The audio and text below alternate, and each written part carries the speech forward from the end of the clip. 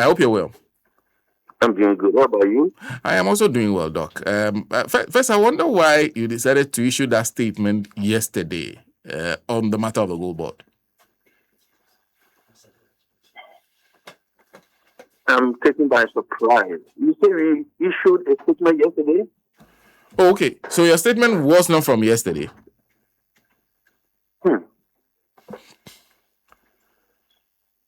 I'm taken by surprise. Did somebody issue a statement about Goldbod yesterday? Okay, so I'm looking at a statement. I'm just trying to find it. Okay. Or is this the press conference you Yes, had yes, last yes. week Yes. about the budget? I mean, the story of the Goldbod was inside, though. Yes. The matter of Goldbod and whether or not Goldbod was making losses. Anyway, you can speak. You can speak. You have pointed to the fact that what has happened in the case of Goldbod is that they made surpluses. They did not make losses. Can you clarify that for us? Anyway, I haven't seen that statement, but Goldbod is not making losses. Goldbod is making huge stop losses, but it is the Bank of Ghana that is making losses.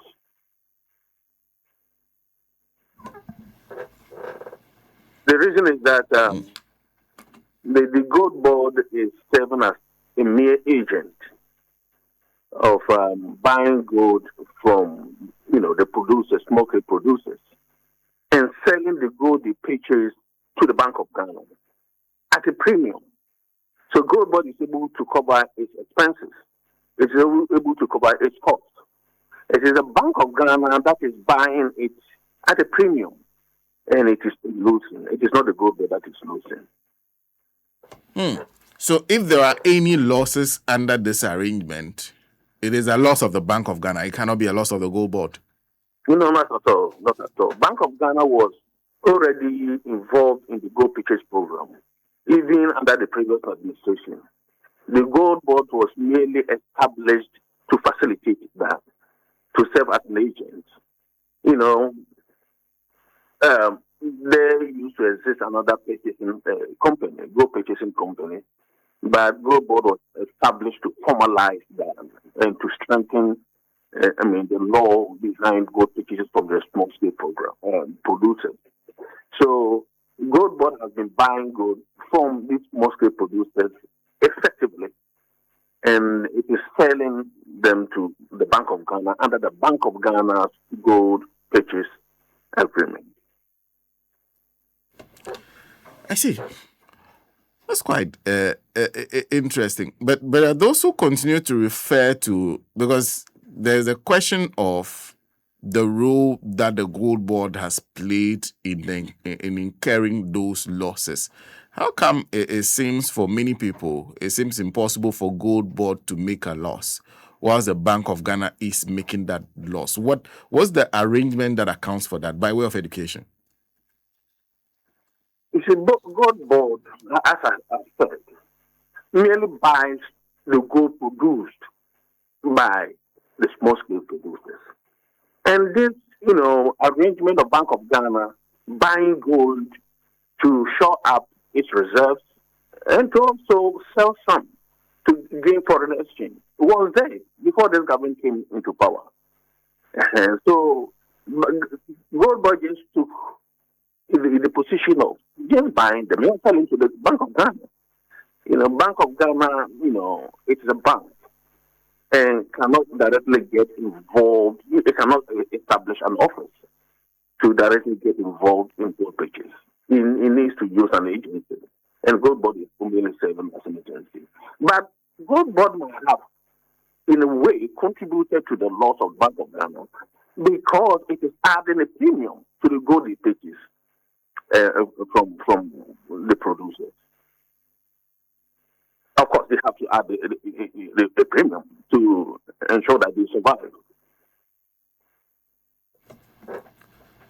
So you're saying even if this premium was contributing to the losses, it seems that was necessary if Goldbod and the Bank of Ghana were to achieve their aims?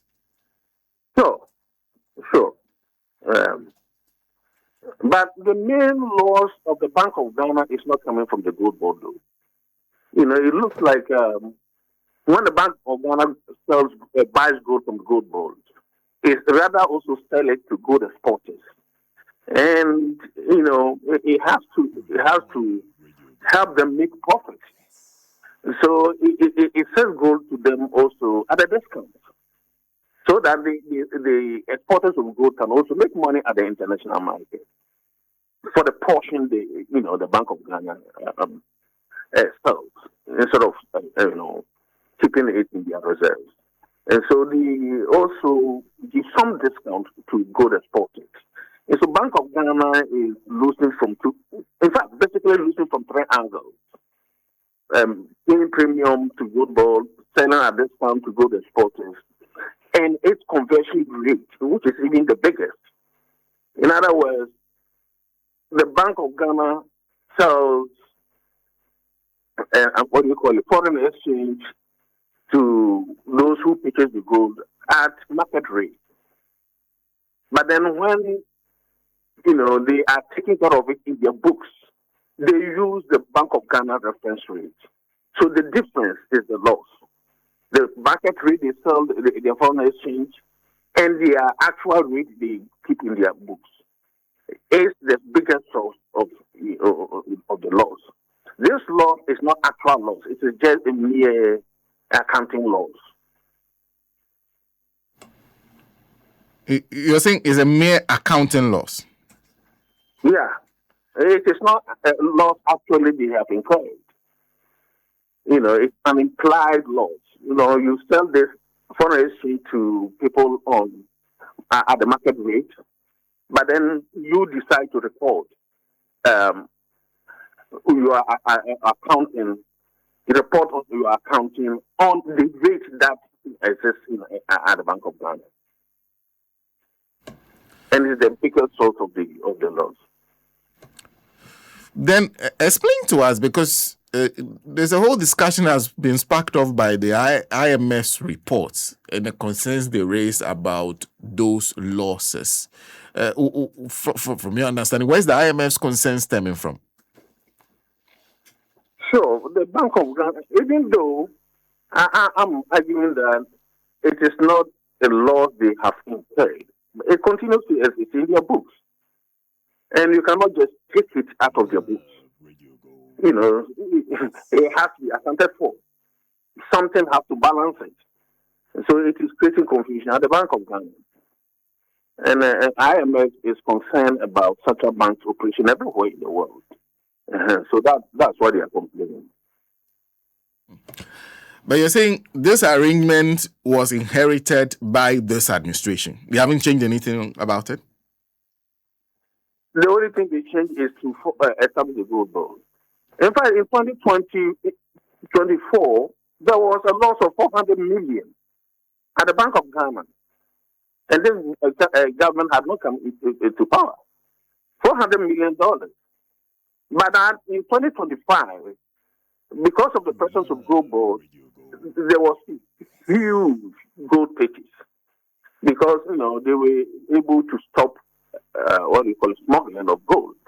In fact, the producers were selling gold to Goldbod, which increased the loss. It was not that it is not that the law just emerged in 2025. It was there, but gold purchase was not so large in 2024. But it increased immeasurably in 2025. So the more we have bought and sold, the higher the losses we are seeing now. Sure. I see. But there are those who say, okay, so do you agree with those who suggest that the way the policy was designed, the DGPP then goes to gold for oil, and the gold board have inherited that is problematic? Do you see any problems? The gold purchase program was established for the purpose. Ghana was down in terms of reserves. In 2021, 2022, there was huge fiscal monetary problems in the country. So the MPP government established the Go Purchase program to help shop up reserves and even to be able to get money to buy oil. You see, that's what they set it up. And this government came into power. In fact, he advised them that they should critically examine the Gold Purchase program. If it will be of help, they should continue. They shouldn't think that it was established by the old administration.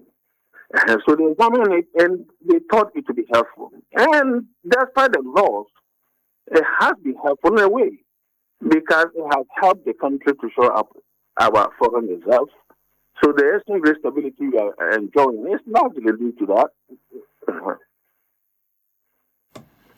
I see. Do you think the policy objectives have been met? Yeah, but the loss of Bank of Ghana is significant, and the government is rightly doing something about it. That is why it is making Goldbod take control of it. So, electricity, the new design will be helpful, whether it will be helpful or not. But at the end of the day, I have to be frank. This whole Gold Purchase program is the backdoor approach to getting gold and to getting foreign reserves. In your law, in the country's law, the gold in the ground belongs to the state. Why does the state have to buy the gold before it can have access to gold? Whereby, in fact, the country can decide to extract the gold itself. Or if it cannot do it directly, it can partner private producers, either foreign or local. Then the state will get this portion of the gold. And we are even arguing, if the state does not want to invest in gold production, it can employ production sharing arrangements so that the private producers, both foreign and local, who are producing it, the government will get each share. It could be 40%, 50%. The government will take each share. Then the government can do whatever it wants with each share. If even the government does not want to invest in gold production, but we have been making this statement for a long time, and the government is not listening to it, and it is passing through the back door to try to buy its own gold. It just does not make sense.